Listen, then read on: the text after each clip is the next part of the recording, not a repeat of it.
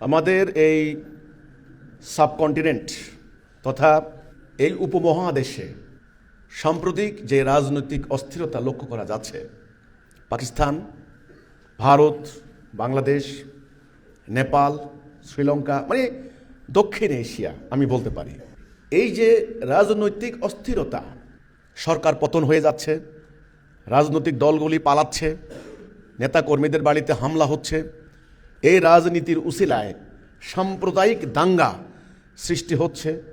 আমি ভারতেও দেখছি, বাংলাদেশেও নির্দোষ নিরপরাধ মানুষগুলি আক্রান্ত হচ্ছেন, মব হচ্ছে, বিভিন্ন মাজারে হামলা হচ্ছে, হিন্দুদের বাড়িতে হামলা হচ্ছে, বিভিন্ন সংগঠনের নেতাকর্মীদের বাড়িতে হামলা হচ্ছে, পাল্টা হামলা।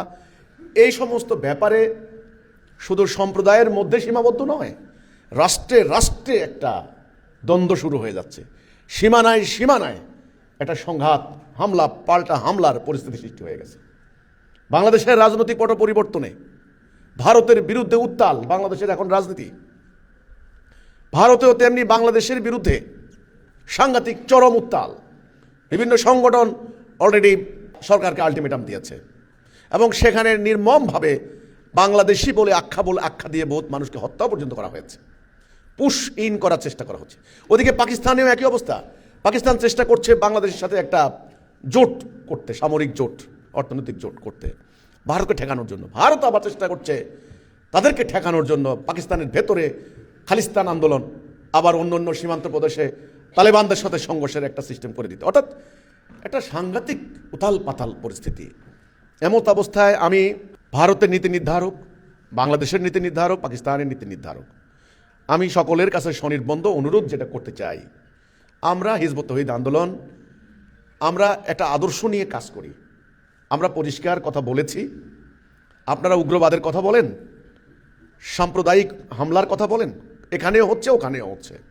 আমাদের এখানেও দেখা যাচ্ছে বিভিন্ন সাংস্কৃতিক সংগঠনের উপর হামলা চালানো হচ্ছে, পত্রিকার কার্যালয়ে হামলা চালানো হচ্ছে, মানুষের বাক স্বাধীনতাকে রুদ্ধ করা হচ্ছে। এখানে আমরা এদেরকে উগ্রবাদী বলতে পারি, সাম্প্রদায়িক গোষ্ঠী বলতে পারি।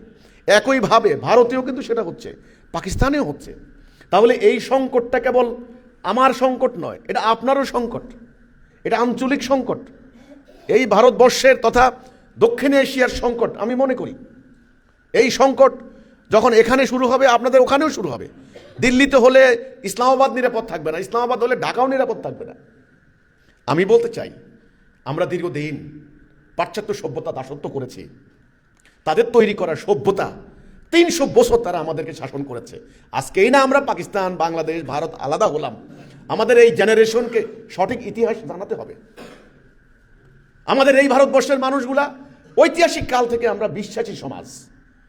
হ্যাঁ, হিন্দুরা ভগবানকে বিশ্বাস করেন, আমরা আল্লাহকে বিশ্বাস করি। তারা অবতার, মানে ভগবানের পক্ষ থেকে মানুষকে সঠিক পথ দেখানোর জন্য অধর্মের বিরুদ্ধে ধর্ম স্থাপনার হেতু অবতারবাদে বিশ্বাস করেন। আমরাও রসুল, আল্লাহ রেসালতে বিশ্বাস করি, নবী রাসূলকে বিশ্বাস করি। তাহলে বিশ্বাসের এই ভিত্তি হিসেবে আমাদের এই সোসাইটি তথা এই অঞ্চলের মানুষ, আমরা ঐতিহাসিক কাল থেকে বিশ্বাসের সমাজ।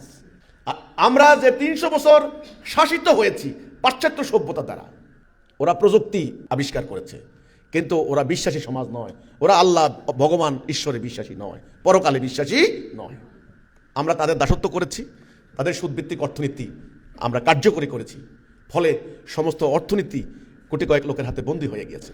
তাদের হানাহানির রাজনীতি ভারতীয়, পাকিস্তানেও, বাংলাদেশেও আমরা প্র্যাকটিস করেছি বিগত 80 বছরে।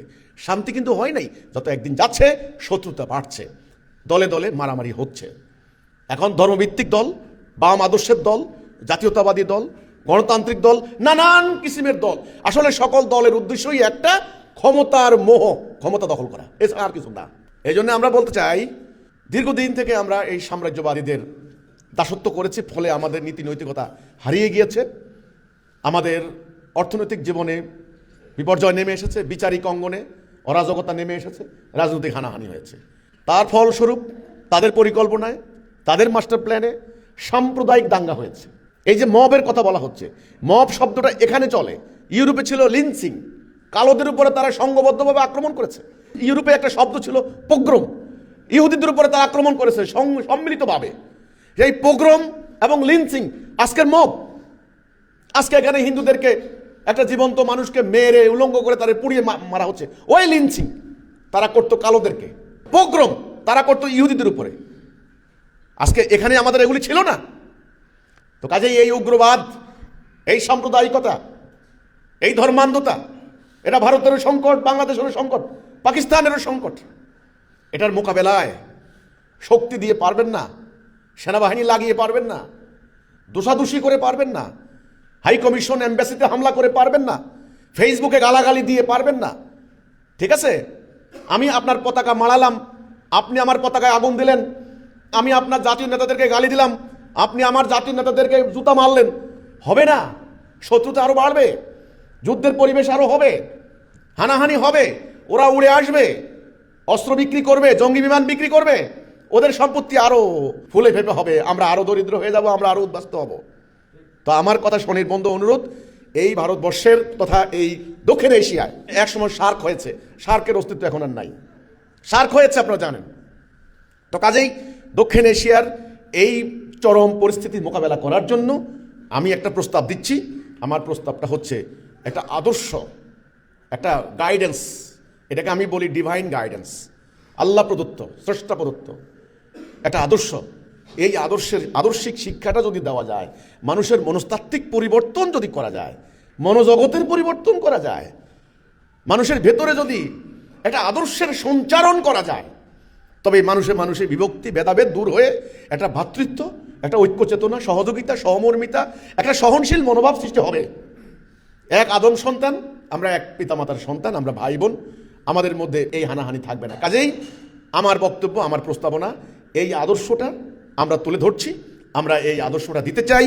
হিজবুত তাওহীদ আন্দোলন প্রস্তাব দিচ্ছে, যদি এই ডিভাইন গাইডেন্স, আল্লাহ তাআলার পক্ষ থেকে আসা এই উত্তম আদর্শ যদি আমরা তুলে ধরতে পারি, প্রসার করতে পারি ভারতে, পাকিস্তানে, বাংলাদেশে, নেপালে, শ্রীলঙ্কায়, তাহলে জাতিতে জাতিতে, গোত্রে গোত্রে, দলে দলে এই যে শত্রুতা, এই যে বৈষম্য, এই যে হানাহানি, ইনশাআল্লাহ নির্মূল হয়ে একটা ভ্রাতৃত্বপূর্ণ সমাজ এই অঞ্চলে প্রতিষ্ঠিত হবে। এই অঞ্চলের জনগোষ্ঠী টোটাল সারা দুনিয়ার জনগোষ্ঠীর প্রায় 1/4, 1/4, খেলাখেলি নয়, 1/4 জনগোষ্ঠীর প্রতিনিধিত্ব করছেন আপনারা। 800 কোটি মানুষের মধ্যে 200 কোটির উপরে এই এলাকায়। এটা একটা মার্কেট, এটা একটা বাজার বিশাল। তো কাজেই এখানে আমার স্বনির্বন্ধ অনুরোধ থাকবে, পারস্পরিক বিদ্বেষ নয়, হানাহানি নয়, শত্রুতা নয়, এই উগ্রবাদ, সাম্প্রদায়িকতা, ধর্মের নামে হোক আর রাজনীতির নামে হোক, এই বাড়াবাড়ি নির্মূল করতে হলে একটা সঠিক আদর্শ আল্লাহ তাআলার পক্ষ থেকে আমরা উপস্থাপন করছি। আমাদের এই আদর্শটাকে সবাই বিবেচনা করার জন্য আমি অনুরোধ করছি, আহ্বান করছি। আল্লাহ হাফেজ, সালামু আলাইকুম রহমতুল্লাহি ওয়া বারাকাতুহু।